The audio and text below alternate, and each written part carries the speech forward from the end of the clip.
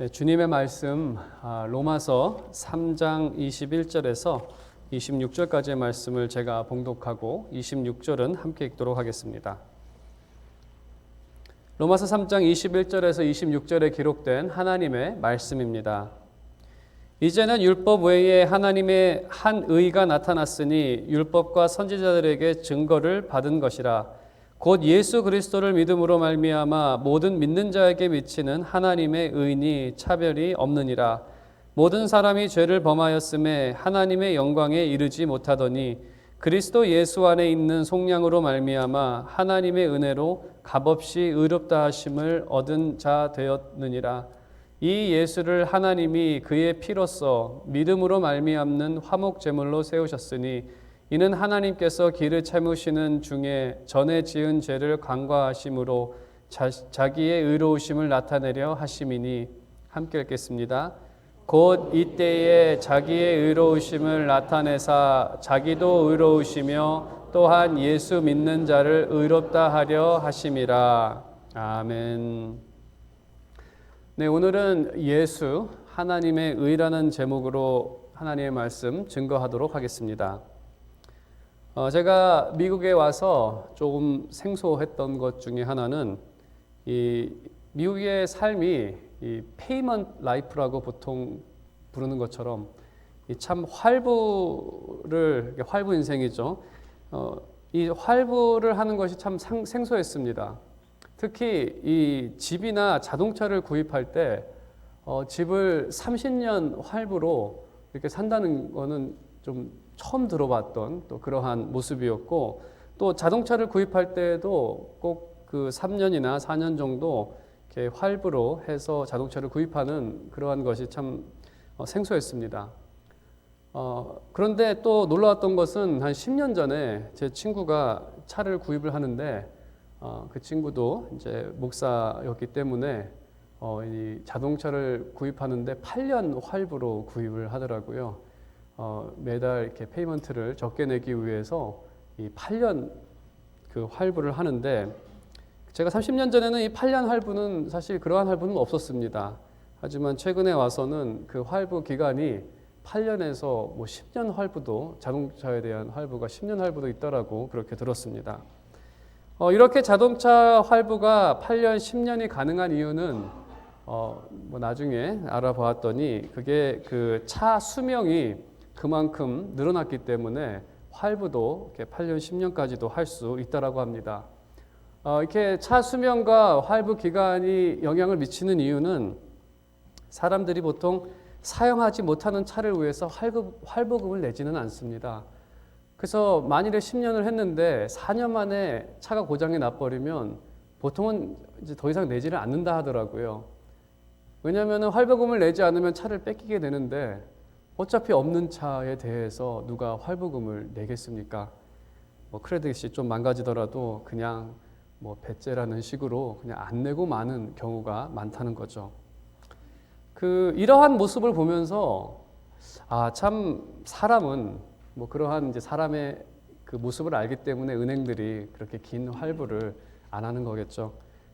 그래서 사람은 참 약속에 대해서 신실하지 못하다는 것을 다시 한번 생각하게 됐습니다.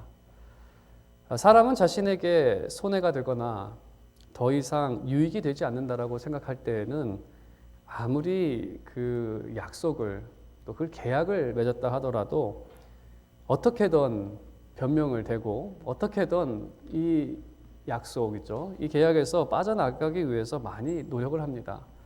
특히 계약서가 없는 이 말로 한 약속, 이 말로 한 약속에 대해서는 약속을 머릿속에서 변경하기도 하고, 내가 언제 그런 말 했냐고, 내 말은 이러한 의미였다라고 하는 스스로 변경을 하기도 하고 또 잊어버리기도 하는, 왜냐하면 더 이상 그 약속이 자신에게 중요하지 않기 때문에, 왜냐하면 자신에게 유익을 주지 않기 때문에 중요하게 생각하지 않는 것이죠.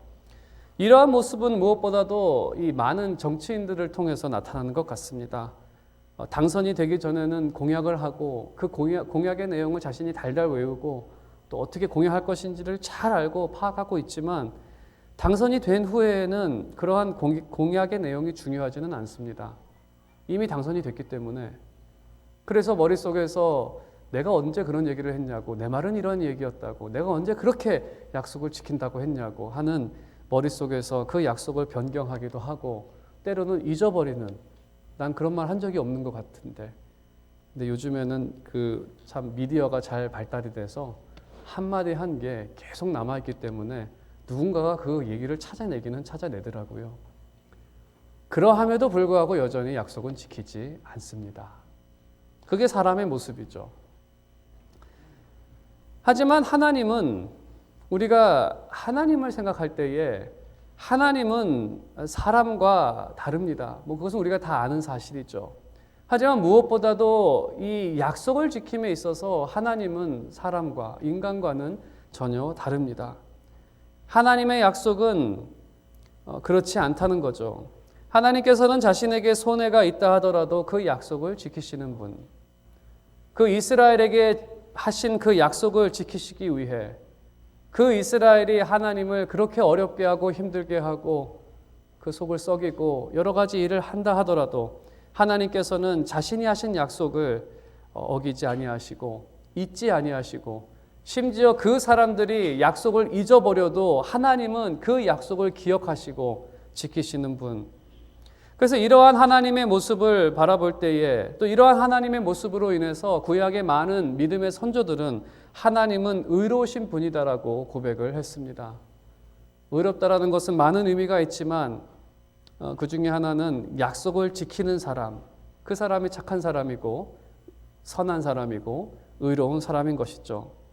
그리고 하나님의 이 의로운 모습, 이 의로운 모습은 무엇보다도 그리스도를 통해 분명하게 나타났습니다.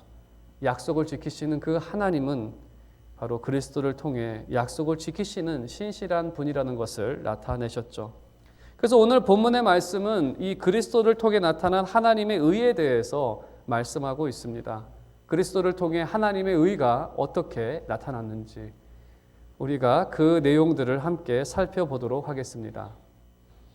그래서 하나님의 의는 먼저 약속에 신실하다는 것을 말씀해 드렸는데, 약속의 핵심을 말씀을 드리면 그럼 약속은 무엇인가?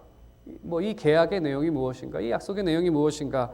아주 핵심적인 것을 쉽게 말씀을 드리면, 나는 그들의 하나님이 될 것이고 그들은 나의 백성이 될 것이다.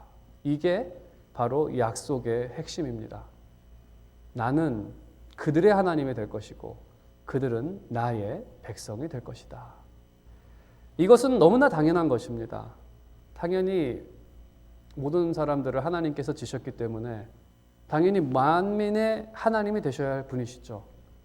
하지만 그 인간들은 이 여호와 하나님을 하나님으로 생각하지 않죠. 그들은 정말 마귀의 자녀가 되어서 다른 것들을 가리켜서 나의 신이다, 나의 하나님이라고 그렇게 부릅니다. 우리가 로마서 1장부터 봤던 내용들이죠. 창조주 하나님을 다른 모양으로 바꾼 거.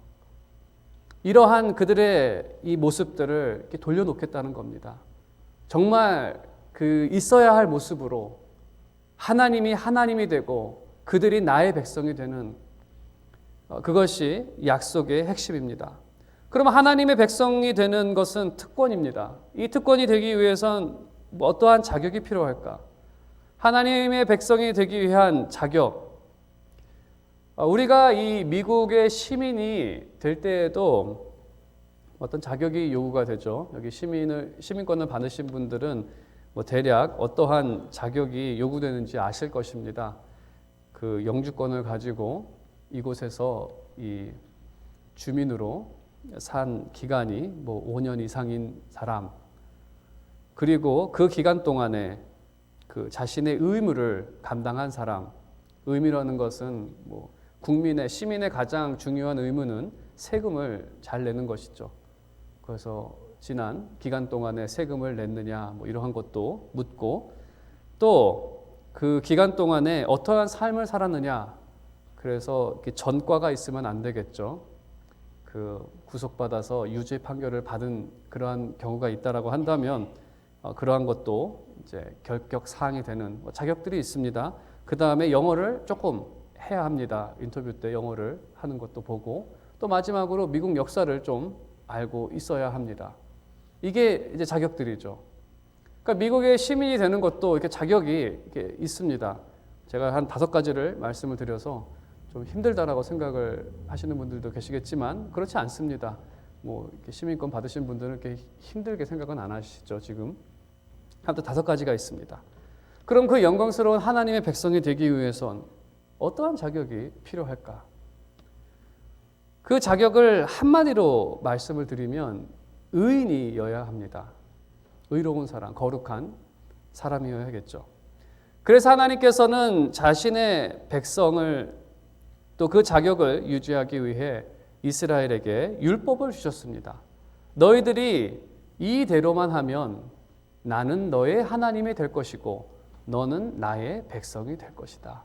이 관계가 끊어지지 않게 될 것이다 라고 말씀을 하십니다. 구약에서는 이 율법들을, 그러니까 우리가 어떤 분들은 율법을 생각하면 이거 어떻게 다 지킵니까? 라고 하는데 그렇게 참 힘든 건 아닙니다. 그러니까 구약에서 요구된 것은 표면적으로만 지키면 됩니다. 그냥 바알 앞에서 예배하지 않으면 되고 돼지고기 안 먹으면 됩니다. 소고기 먹으면 되죠. 더 맛있는 소고기가 있는데 뭐 굳이 돼지고기 먹을 일이 있겠습니까? 그냥 소고기 먹으면 되고 새우, 랍스터 안 먹으면 됩니다. 안 먹으면 돼요. 못 지킬 거 없지 않습니까? 뭐 우리의 손이 랍스터를 보면 뭐 자동적으로 손이 랍스터에 가서 뭐 부셔서 입으로 이게 자동으로 들어갑니까?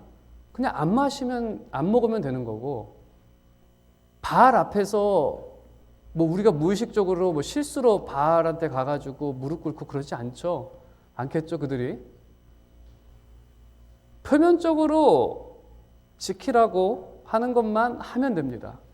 하지만 그들이 그것을 하지 않아서 하나님께서 그들을 이렇게 벌 주신 것이 뭐 마음속에 품은 죄를 심판하셔서 벌을 주신 것이 아니라 그들이 바알을 세우고 그 안에서 절을 했기 때문에 그들이 심판을 받은 것이고, 그들이 실질적으로 무엇을 했기 때문에, 구약의 이 배경에서 말씀을 드리는 겁니다. 구약의 배경에서 말씀을 드리면 무엇을 해서가 아닙니다. 그럼 왜 그들은 지키지 않았을까? 제가 이거를 뭐 여러분께 다르게 물어본다면, 고속도로를 이렇게 가면 고속도로의 그 속도 제한이 65마일이죠. 그러면 왜 여러분 중에는 65마일 속도 제한을 지키지 않습니까? 뭐 그냥 자동차를 타면 내 발이 자연적으로 막 7, 80으로 막 가게 만듭니까, 여러분을? 지킬 수 있는 거죠. 적어도 경찰 앞에서는 그렇게 열심히 지키지 않습니까? 이게 못하는 게 아니라 안 하는 거죠. 하나님께서 이스라엘에게 율법을 주셨을 때 못 지킬 것을 주는 것이 아니라 이것을 표면적으로만 지켜라 라고 해도 그들이 못 지킨 것은 못 지킨 게 아니라 안 지킨 거죠. 돼지고기 안 먹으면 되는 거고 바알 앞에서 절을 안 하면 되는 건데 그거를 이제 안 한 거지 못한 것이 아닙니다. 그래서 구약의 역사를 쭉 봤더니 그럼 결과가 무언가 23절에 있는 것처럼 우리가 3장 20절까지 앞부분을 다 보고 난 결과는 모든 사람이 죄를 범하였음에 하나님의 영광에 이르지 못하더니, 그게 결론입니다. 죄인이 된 것이 어쩔 수 없는 것이 아니라 그들이 그렇게 한 겁니다. 안 한 거고 선택한 거고. 그래서 그들은 영광의 자리에 이르지 못합니다. 영광의 자리에 이르지 못했다는 것은 바로 하나님의 백성, 그 자녀가 되는 그 특권과 영광을 누리지 못했다는 겁니다. 이것이 결과죠. 그래서 하나님께서는 율법의 방법으로는 그들이 백성이 되지 못하는, 하나님께서 그들에게 약속을 하셨지만 내가 너의 하나님이 되겠고 너는 나의 백성이 된다라고 약속하셨지만 율법의 방법으로는 그들이 하나님의 백성이 되지 못했다는 것입니다. 그래서 하나님께서는 이 약속을 지키시기 위해 율법 외에 다른 방법으로 하나님의 자녀가 되는 방법을 주셨다는 겁니다. 그게 우리가 아까 읽었던 21절의 말씀이죠. 이제는 율법 외에 하나님의 한 의가 나타났으니 하나님께서 자신의 약속을 지키시는 그것이 율법 밖에서 다른 방법으로 나타났는데 이것은 구약에서 이미 증거된 율법과 선지자들에 의해서 증거된 그러한 방법이다. 이 방법이 무엇이냐라고 여러분께 말씀을 드리면 율법의 다른 방법은 바로 하나님의 약속을 믿는 자에게 그 약속을 주시는 겁니다. 그러니까 이 말이 무슨 말이냐면 내가 너를 백성으로 삼겠다. 약속이죠. 그러면 이 얘기를 들은 사람이 아멘, 네, 그러면 나를 백성으로 삼으십시오. 그렇게만 하면 하나님께서 그래, 오늘부터 너는 내 백성이다 라고 하겠다는 겁니다.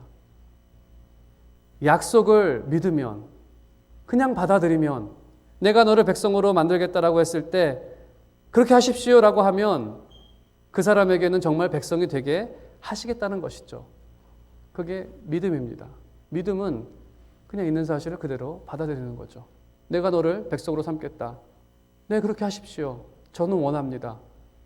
믿음의 방법. 그래서 하나님의 백성이 되는, 하나님과 바른 관계가 되는, 하나님이 나의 하나님 되고 내가 하나님의 백성이 되는 그 방법은 이제 두 가지죠. 첫 번째 방법은 율법의 행위, 율법을 통해서 그 백성이 될 수 있었지만 인간의 죄로 인해서 그 방법은 더 이상 그 방법으로 하나님의 백성이 될 수 있는 사람은 없습니다. 두 번째 방법은 믿음으로 하나님께서 주시겠다는 것을 아멘으로, 화답합으로. 그래서 이 율법의 방법과 믿음의 방법을 두 가지로 이제 로마서 4장부터 설명을 하는데 율법의 방법은 인간의 노력으로 하나님의 백성이 되는 것입니다. 인간의 노력이죠. 무언가를 해서 의로운 행위를 해서 무언가를 하는 것. 믿음의 방법이라는 것은 무엇을 해서가 아니라 하나님께서 주시는 특권을 받는 것으로 받는다라고 하죠. 이 하나님의 백성이 된다는 것을 뭐 쉽게 짧은 말로 하면 이것을 우리가 구원이라고 보통 부릅니다. 마귀의 자녀에서 하나님의 백성이 됐다라는 이 구원의 그 의미가 담겨져 있기 때문에 그 약칭으로 구원이라고 부르는데 그래서 구원을 받는 두 가지 방법은 사람의 노력으로 아니면 하나님께서 주시는 것을 받는 것으로. 하지만 로마서에서 이야기하는 것은 사람의 노력으로는 모든 사람이 죄를 범하였기에 그 영광에 이르지 못했다. 그게 진리죠. 그래서 쟁취하느냐 받느냐, 우리는 받는 거죠. 모든 인간이 죄를 범했기 때문에 이 쟁취하는 것은 불가능합니다. 믿음의 방법을 그래서 우리는 복음이라고 부릅니다. 기쁜 소식이죠. 우리가 한 것이 아무것도 없는데 하나님께서는 우리를 의인으로 그렇게 인정해 주시는 거죠. 그럼 우리가 이 믿음에 대해서 조금 더 알아보겠습니다. 그럼 믿음은 의로운 백성으로 인정을 받는 것, 이것은 그 영어로 하면 legal fiction이라고 하는데 이게 그냥 법적 의제와 같은 것입니까? 뭐 그렇게 생각하는 사람들이 있습니다. 그러니까 법적 의제가 제가 이제 이 복음에 대해서 설명할 때마다 이 법조계에서 하는 이 법적 의제에 대한 설명을 같이 드리는데 법적 의제가 뭐냐면은요. 법적 의제라는 것은 어떤 가공한 거나 허구를 법적으로 참이라고 인정해 주는 것을 법적 의제라고 합니다. 그러니까 아닌데 맞다라고 그냥 법적으로 그렇게 그냥 공포하고 그렇게 여기고 선언되는 거죠. 그러니까 이런 게 어떤 게 법적 의제가 있냐면은요. 제가 같은 이제 예를 늘 드는데 만일에 어떤 비어 있는 공터가 있습니다. 비어 있는 공터에 자기가 텐트를 짓고 여기 미조리법은 몇 년인지 모르겠지만 한국 같은 경우는 한 5년에서 7년이라고 하더라고요. 그 텐트를 공터에다 짓고 한 5년에서 7년 동안 살면서 주인 행세를 하지 않는 경우에 그 기간이 지나면 그 땅은 자기 땅이 됩니다. 네. 그래, 뭐 여기 계신 분들 중에 그 법을 아시는 분들도 뭐 계시긴 하시더라고요. 그게 어떨 때 그게 주로 발생하냐면은요. 그 땅 주인이 돌아가셨는데 상속이 잘 이루어지지 않아서 누군가가 그 빈틈을 타서 거기에다가 텐트를 짓고 5년, 7년을 산 후에 나중에 후손들이 그 사실을 알게 돼서 그 땅을 찾으려고 할 때에 못 찾는 경우들이 있습니다. 그게 이제 법적 의제라고 합니다. 그게 자기 땅이 아닌데 그냥 자기 땅이라고 쳐주는 경우가 발생하는 거죠. 그래서 그 자기 것은 아닌데 자기 것이라고 믿고 그곳에서 5년에서 7년 동안 살면 정말 자기게 되는 그러한 일이 발생하는 경우도 있습니다. 그래서 어떤 사람들은 이 믿음에 대해서 믿으면 정말 법적 의제에서 그냥 저 사람 거라고 쳐주는 것처럼 너는 죄인인데 내가 오늘부터 너 의인이라고 쳐줄게 라고 하는 그러한 법적 의제로 생각하는 사람들이 가끔 있습니다. 하지만 우리가 믿음으로 구원을 받는 것은 법적 의제가 아닙니다. 그 이유는 그건 정말 부족한 생각이죠. 내가 믿었기 때문에 의로운 백성이 되었다. 이것은 너무나 부족한 생각입니다. 우리의 이 구원을 지불하신 분이 계시죠. 24절에 이렇게 기록하고 있습니다. 그리스도 예수 안에 있는 속량으로 말미암아 하나님의 은혜로 값없이 의롭다 하심을 얻은 자 되었느니라. 예수 그리스도께서 속량하셨다는 겁니다. 그것이 우리 구원의 최종적 근거입니다. 우리가 믿었기 때문에 구원을 받은 것이 아니라 그리스도께서 십자가에서 우리의 죄값을 치르시고 우리의 구원을 위해 모든 값을 치러주셨기 때문에 우리가 구원을 받은 겁니다. 제가 예를 들어서 말씀을 드리면 부모님이 학비를 주셔서 대학을 다닌다면 누구 덕분에 대학을 다닌 겁니까?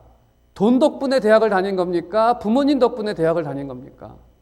부모님 덕분이죠. 돈은 그냥 수단입니다.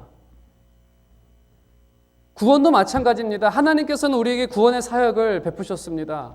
독생자 예수 그리스도를 보내주셨고 십자가에 달리셨고 부활하셨고 이것을 대표적으로 한마디로 하면 십자가라고 십자가 사역이라고 우리가 부릅니다. 십자가 사역 그리고 우리의 믿음 그래서 우리가 구원을 얻게 되었습니다. 그럼 우리 구원의 최종적 근거는 무엇입니까? 바로 구원의 사역 십자가가 우리가 구원받았다라는 근거가 되는 거죠. 믿음은 그냥 수단입니다. 그리고 믿음도 하나님께서 주신 것이죠. 사실은 수단이죠. 그래서 우리는 이것을 혼동하면 안 됩니다. 왜 우리가 하나님께만 영광을 돌립니까? 그것은 우리의 구원에 대해서 우리의 구원의 근거가 내가 믿었기 때문에 구원받은 것이 아니라 하나님께서 구원을 완성하셨기 때문에 내가 구원을 받았으니까 당연히 우리는 모든 영광을 하나님께 돌리는 거죠. 어떤 분들은 이것을 착각하셔서 내가 믿었기 때문에 뭔가 내가 믿은 게 아주 대단해서 그럼 구원의 공로를 하나님과 여러분이 나눌 수밖에 없게 되겠죠. 그래서 그 종교개혁가들이 오직 하나님께만 영광이라고 한 이유는 우리 구원에 대해서 영광을 받으실 분은 오직 하나님밖에 없기 때문에 그렇습니다. 내가 잘나서도 아니고 내가 정말 믿을만 한 사람이라서 것도 아니라 믿은 후에 잘할 사람이라는 것도 아니라 전적인 하나님의 은혜였고 전적인 그 하나님의 사역으로 인해서 우리가 구원을 받은 것입니다. 제가 이 구원의 사실을 이렇게 여러 번 강조해 드렸고 또 최근에 또 미주리 안에 있었던 일로 인해서 제가 이 사실을 다시 한번 이렇게 상세히 설명하면서 강조를 하게 되었는데 그 이유는 최근에 구원파라는 이단이 있습니다. 그러니까 구원파라는 이단은 제가 말씀드린 것처럼 이 믿음에 모든 강조를 두는 구원에 대해서 가장 중요한 것은 당신이 언제 믿었느냐가 믿음에 이제 포커스를 두는 그러한 이단인데 아무튼 그 구원파 이 박옥수라는 사람이 어떤 우두머리 역할을 하는 거죠. 구원파가 여러 종류가 있는데 그 중에서 유명한 구원파 중에 한 사람이 이제 박옥수의 구원파라고 합니다. 제가 이 말씀을 이제 언급하는 이유는 최근에 이 구원파에서 여기 스프링필드에 가면은 미주리 스프링필드죠. 미주리 스프링필드에 가면은 거기 미국 순복음 신학교가 있었습니다. 요즘에 신학교 사정들이 좋지 않아서 그 건물을 팔았는데 그 신학교 건물을 구입한 단체가 바로 이 박옥수입니다. 구원파에서 그 건물을 구입을 한 거죠. 스프링필드에. 그럼 스프링필드에 그 건물을 구입했다면 무슨 목적으로 구입을 했겠습니까? 당연히 구원파 그 도를 다른 사람들에게 가르치기 위해서, 훈련하기 위해서 스프링필드에다가 있는 그 신학교를 구입을 했겠죠. 이게 몇 달 전에 있었던 일이라 이제 곧 있으면은 거기서 이제 사람들이 훈련을 받게 되겠죠. 그러면 교회를 어디다가 개척을 할까요? 그 사람들이 졸업을 하면 가장 먼저 스프링필드의 구원파가 시작이 되겠죠. 그 다음에는 이제 어디다가 사역을 시작을 또 전도를 그들이 잘못된 이단 교리를 전파하기 위해서 어디로 오겠습니까? 세인루이스 오는 것은 이제 시간 문제겠죠. 제가 이 말씀을 드리는 이유는 여러분께서 이 구원에 대한 사실에 대한 내가 구원에 대한 확신, 그들이 흔드는 것은 구원에 대한 불확신이 조금이라도 있는 그 성도들을 보통 이렇게 흔들어서 자신들의 교리를 이렇게 펼치는 그러한 형식을 띱니다. 그들이 이러한 이야기를 되게 강조를 많이 합니다. 당신은 언제 거듭났습니까? 언제 구원받았습니까? 믿음에 대한 강조죠. 그때가 몇 월, 며칠, 몇 시에 당신이 구원을 받았습니까? 라는 그 질문을 묻습니다. 그 질문을 묻는 것은 이것을 모르면서 어떻게 당신이 하나님의 자녀로 거듭났다는 것을 알 수 있습니까? 그렇게 파고드는 거죠. 그러면서 이제 마음이 이제 흔들리기 시작하면서 내가 구원받은 게 맞나? 하면서 이제 그 사람들이 자신의 이제 교리를 펼쳐가기 시작을 합니다. 그럼 제가 묻겠습니다. 여러분께. 여러분은 언제부터 예수 그리스도를 믿는지 그 월과 그 일과 그 시간을 알고 계십니까? 대부분의 분들은 저도 잘 모릅니다. 언제부터 내가 믿기 시작했는지. 그럼 제가 다른 질문을 하나 또 물어보겠습니다. 여러분 생일을 알고 계십니까? 아니, 부모가 얘기해 준 생일 말고 여러분은 여러분 생일 알고 계십니까? 스스로 내가 태어난 그날 내가 시계를 봤더니 몇 시였고 내가 그날 시계 달력을 봤더니 몇 월 며칠이었고 나는 내가 태어난 그 날과 그 시간을 정확하게 알고 있습니다라고 얘기할 수 있는 분은 한 명도 없겠죠. 누가 말해줘서 하는 거지 그걸 어떻게 자기 자신이 알겠습니까? 제가 이 말씀을 드리는 이유는 그런데 여러분에게는 태어난 날이 있다는 것은 아십니까? 알고 계시죠? 제가 숨 쉬고 있기 때문에 나에게도 언젠가는 시작한 날이 있다는 것은 분명히 알고 있는 사실이죠. 제가 이 말씀을 드리는 이유는 우리가 언제부터 믿은지는 정말 알 수는 없지만 내가 하나님의 자녀가 되었다는 그 사실은 오늘 우리가 믿음 가운데에서 신앙생활을 하고 하나님과 교제하며 기도하는 이 삶을 봤을 때에 나도 언젠가는 믿었던 시점이 있다는 것은 우리는 알고 있습니다. 하지만 그것을 모른다고 해서 우리가 죽었다라고 말할 수는 없습니다. 우리가 우리 스스로 생일을 모른다고 해서 내가 죽었다라고 말할 수 없는 것처럼 내가 몇 날 몇 시에 믿는 그 시간을 모른다고 해서 내가 믿음이 없다라고 얘기는 할 수 없다는 거죠. 그 다음에 한 가지 더 말씀을 드리면 만일에 그들이 와서 구원받는 날을 물으시거든 이렇게 답변하시길 바랍니다. 내가 구원받은 날은 예수 그리스도께서 나를 위하여 십자가에 죽으신 그날 내가 구원을 받았습니다. 예수 그리스도께서는 자신의 손에 자신의 마음에 나의 이름이 예수 그리스도의 그 마음에 내 이름이 있었고 그리스도께서는 나를 위해서 십자가에 돌아가셨습니다. 그게 정답이죠. 우리의 구원이 언제 내가 고백을 했느냐, 그게 중요한 것이 아니라 그리스도께서 나를 위하여 돌아가셨다는 그 사실이 더 중요한 그 사실. 그래서 우리는 우리의 구원의 확신은 우리의 믿음보다는, 우리의 믿음은 늘 들락날락하지만 우리가 구원을 확신할 수 있는 것은 변하지 않는 그 사실, 그리스도께서 나를 위하여 죽으시고 부활하셨다는 그 변하지 않는 사실, 그 사실이 변하지 않기 때문에 내 구원도 변하지 않는다는 것이죠. 우리의 믿음의 고백 자체에는 구원할 능력이 없습니다. 우리의 구원의 능력은 오직 예수 그리스도의 보혈만이 우리 구원의 능력이 되고, 그 복음의 능력은 오직 그리스도 그 보혈 안에서 우리가 발견할 수 있는 것이죠. 그래서 우리의 구원은 그리스도의 보혈을 통한 분명한 근거가 있다는 것을 여러분께서 잊지 마시고, 그러한 방법으로 여러분의 구원을 흔드는 그러한 세력이 있다고 한다면 늘 예수 그리스도의 십자가를 바라보며, 나의 믿음은 연약하지만 그리스도께서 나를 위하여 하신 그 사실은 변하지 않기 때문에 늘 구원의 확신 가운데 사시기를 바랍니다. 네, 마지막으로 짧게 이 공의의 25절 이하에 있는 이 말씀에 대해서 한 가지만 말씀을 드리겠습니다. 하나님의 의는 그 약속의 신실하심으로도 나타났지만 공의를 베푸심으로도 나타났다는 것을 말하고 있습니다. 제가 이러한 질문을 한번 한 적이 있습니다. 그 대학교 때 일이죠. 이전 포인트와도 연결이 되는 그러한 질문인데, 왜 예수님께서 십자가에 돌아가셨을까? 그러니까 다른 말로 하면 하나님은 하나님이시고, 하나님이라면 자신이 원하는 대로 마음대로 하실 수 있는 그러한 분인데, 그냥 나한테 오셔서 십자가 지지 마시고 그냥 오셔서 야, 너 오늘부터 그냥 의인해라, 그렇게 하셔도 되지 않습니까? 근데 왜 십자가를 그렇게 힘들게 지셨을까? 그냥 하나님은 모든 거 하실 수 있으니까 그렇게 말할 수 있겠죠.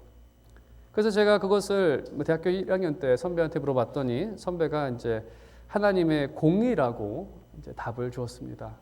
하나님의 성품 때문에. 하나님께서 나타내신 많은 성품 중에 그 중에 공의라는 성품이 있고 사랑이라는 성품이 있습니다. 이 두 가지를 놓고 봤을 때, 만일에 하나님께서 사랑의 성품만을 갖고 계시고 또 하나님의 성품, 그 사랑의 성품으로 그냥 용서하셨다면, 너 죄인이지만 오늘부터 죄인 안 해도 돼, 그렇게 용서하셨다면 하나님이 공의를 포기하시는 것이죠. 죄인이 심판을 받아야 하는 것. 근데 만일에 하나님께서 공의의 성품만을 가지고 너 죄 졌으니까 그거에 대해서 심판을 받아야 해, 그래서 심판만을 하신다면 하나님의 사랑의 성품이 포기가 되어집니다. 그럼 이 죄인을 놓고 어떻게 하셔야 할까? 딜레마가, 사실 이제 하나님 측에서 봤을 땐 딜레마가 아니지만 우리가 인간의 측면에서 하나님을 바라봤을 때 이게 딜레마가 될 수 있다는 거죠. 그러면 저 사람들을 심판해야 되느냐, 구원해야 되느냐, 어떻게 하셔도 하나님의 성품 한 가지는 이렇게 포기해야 하는데, 구약의 말씀이 그러한 딜레마가 있습니다. 저 이스라엘 백성들을 하나님께서 이제 어떻게 하시지? 구원을 하시면 공의를 포기하셔야 되고, 저들을 그냥 죄 없다라고 마냥 내버려 두시면 그 공의가 포기되고, 그렇다고 심판을 하시면 하나님의 사랑 어디 갔느냐라고 또 그렇게 하는, 사실 이 딜레마는 이 죄인들이 만든 상황이죠. 그들이 죄를 안 졌으면 이런 딜레마가 발생하지도 않습니다. 그래서 그런 것을 하나님께 돌리는 것도 참 잘못된 모습이죠. 아무튼 이 딜레마 우리가 발생시키고 또 우리 측면에서 봤을 때 이 딜레마에 대한 하나님의 답은 예수 그리스도셨죠. 예수 그리스도, 바로 하나님이신 그분이 이 땅에 오셔서 모든 죄값을 자신이 직접 다 감당하셨습니다. 그리고 그 근거를 통해서 우리를 용서하셨고, 또 우리는 예수 그리스도를 바라볼 때에 하나님, 약속에 신실하신 하나님의 사랑만이 비춰진 것이 아니라 바로 하나님의 공의도 나타났다는 것입니다. 오늘 말씀에서 예수 그리스도께서 하나님의 의를 나타냈다는 것은 우리를 향하신 그 하나님의 그 사랑의 약속에 신실하신 그러한 의로운 모습을 나타내셨을 뿐만 아니라 그 죄인을 벌하시는 그 공의도 나타났다는 것이죠. 이 두 가지가 예수 그리스도의 십자가를 통해 동시에 나타나게 된 것입니다. 오늘 말씀의 결론을 맺도록 하겠습니다. 인간은 죄로 인해서 율법으로 자신의 행위로 하나님 앞에 옳다고 인정받을 수 없습니다. 그래서 이 죄로 인해서 하나님께서는 율법 밖에서 구원의 약속을 주셨습니다. 이 약속은 그리스도께서 십자가를 통해 완성하셨습니다. 이 십자가는 하나님의 약속대로 우리가 하나님의 백성이 되었다는 확실한 증거입니다. 여러분의 믿음이 흔들릴 때에 우리가 바라보는 것은, 우리가 바라봐야 할 것은 예수 그리스도의 그 십자가. 그 십자가를 바라봤을 때 그것은 하나님께서는 약속을 지키신다는 그러한 확실한 증거가 됩니다. 또 더 나아가 예수 그리스도께서는 우리에게 새 언약을 주셨습니다. 새 언약을 기억할 때에 그 새 언약을 따라 주님께서는 구속하신 그 백성들을 끝까지 지키실 것입니다. 십자가를 통해 하나님의 완전하신 사랑과 또 그 공의가 나타났음을 또한 우리가 봤습니다. 진정으로 여기 계신 모든 분들께서는 이 모든 일을 이루신 하나님께 늘 감사와 영광을 돌리며 또 그 복음에 합당한, 반응하며 합당한 삶을 사는 여러분의 삶이 되시기를 주님의 이름으로 축원드립니다.